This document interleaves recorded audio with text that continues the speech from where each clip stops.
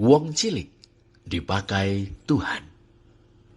2 Raja-Raja 5 ayat 1 sampai dengan 16. Saudara, bagi masyarakat Israel, Nabi Elisa sangat melegenda. Harismanya luar biasa. Mukjizatnya banyak. Pengaruhnya besar. Raja-raja Israel dan Aram menaruh hormat kepadanya. Rakyat jelata menjulukinya manusia Allah. Ish ha Elohim. Diterjemahkan oleh Lembaga Alkitab Indonesia, Abdi Allah. Lihatlah misalnya 2 Raja-Raja 4 ayat 7 dan seterusnya, 5 ayat 8 dan seterusnya, serta 13 ayat 19. Namun saudara, Nabi besar Elisa dengan nama besarnya itu tidak lepas dari peran wong cilik yang ditampilkan sebagai manusia-manusia yang tidak disebutkan namanya. Kali ini, wong cilik tak bernama itu muncul dalam sosok gadis kecil pelayan di rumah Naaman serta hamba-hamba panglima Raja Aram itu. Keberanian dan prakarsa mereka saling dukung dengan karisma sang Nabi untuk mendatangkan kesembuhan pada Naaman dan kemasyuran bagi nama Tuhan. Ceritanya begini, gadis kecil itu menjadi pelayan di rumah Naaman karena terpaksa.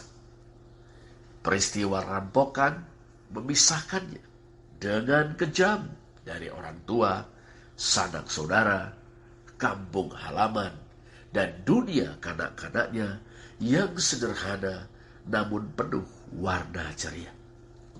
Entah bagaimana, ia menjadi pelayan Nyonya Naaman, istri pejabat tinggi negara Arab.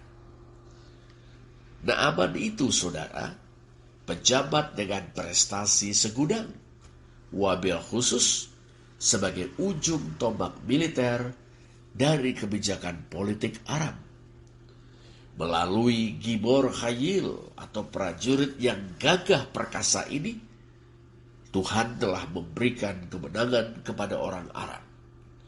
Prestasi yang gemilang membuat Naaman terpandang dan sangat disayangi tuannya, Raja Aram itu. Suatu ketika, saudara, pahlawan yang bergelimang tanda jasa itu terjangkit penyakit kusta.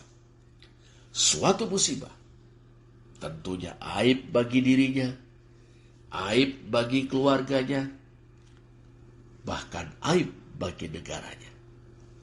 Entah upaya apa saja yang telah dilakukan untuk menyembuhkannya. Yang jelas, saudara, kusta tersebut masih menjangkiti Naaman. Pada titik itu, syukurlah gadis kecil itu dalam tanda petik masuk memainkan perannya. Ia bilang kepada nyonyanya bahwa sang tuan bakal sembuh bila menghadap seorang nabi ampuh di Samaria, ibu kota negara Israel, tetangga sekaligus rival negara Arab. Sang nyonya tertarik, saudara. Ia sampaikan itu kepada suaminya. Tidak kalah menarik, sang tuan, yakni Naaman, menindaklanjutinya dengan serius.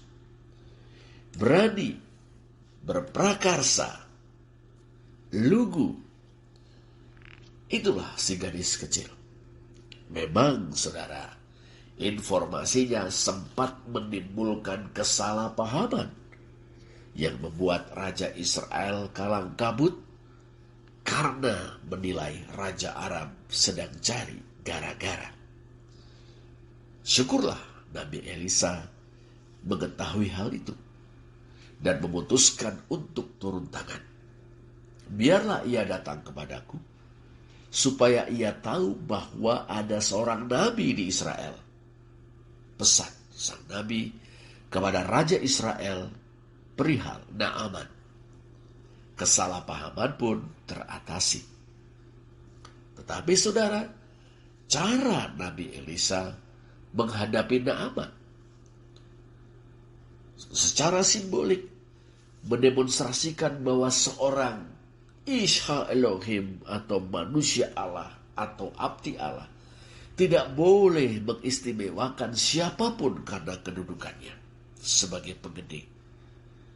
Sikap atau cara Nabi Elisa sempat membuat gusar pahlawan Aram tersebut. Lagi-lagi syukurlah, hamba-hamba Naaman berani, berprakarsa, dan bijak. Kegusaran Naaman mereda. Ia mandi di sungai Yordan sesuai anjuran Nabi Elisa, dan sembuhlah ia dari kustanya. Dampaknya, saudara, luar biasa. Saat menghadap sang nabi untuk mengucapkan terima kasih, Naaman bersaksi, "Sekarang aku tahu bahwa di seluruh bumi tidak ada Allah kecuali di Israel." Ya, tidak saja Naaman pada akhirnya tahu bahwa ada seorang nabi di Israel, tapi juga bahwa Tuhan Allah Israel, Dialah Allah yang sejati. Pahlawan yang selama ini tidak menyadari bahwa ia dipakai Tuhan untuk memberi kemenangan kepada negaranya, kini mengenal Tuhan dan memutuskan untuk beribadah kepadanya. Gadis kecil pelayan di rumah Naaman, Nabi Elisa, dan hamba-hamba Naaman dipakai Tuhan untuk menyatakan kemuliaannya. Mungkin Nabi Elisa orang besar, sedangkan gadis kecil dan hamba-hamba Naaman wong cilik tak bernama. Namun di tangan Tuhan, peran mereka terjalin, membentuk sesuatu yang indah. Masing-masing berarti di dalam rencana Allah. Terpujilah Allah. Amin.